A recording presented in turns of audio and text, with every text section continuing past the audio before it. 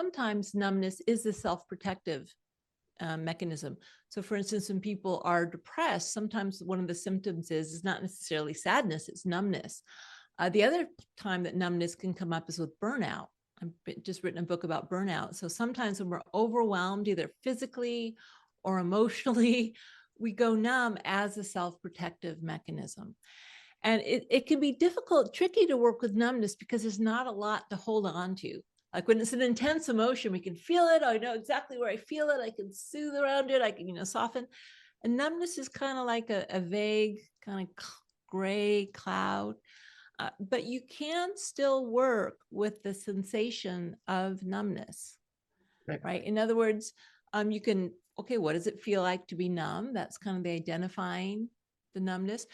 Where do you feel it in your body? It's likely to be all over your body, but it may be some parts are more numb than others. Oftentimes numbness feels uncomfortable, but can you just kind of soften around the numbness?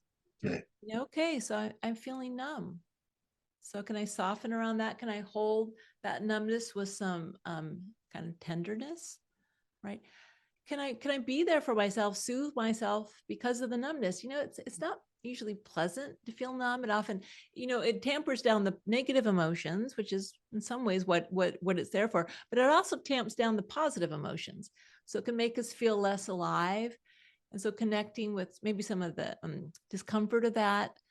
When we're there for ourselves in a supportive way, typically, if the numbness is a problem, right? If it's actually a fighting something, if it's of a type of resistance, it will probably ease on its own accord eventually, as long as you're with yourself in this warm and supportive way.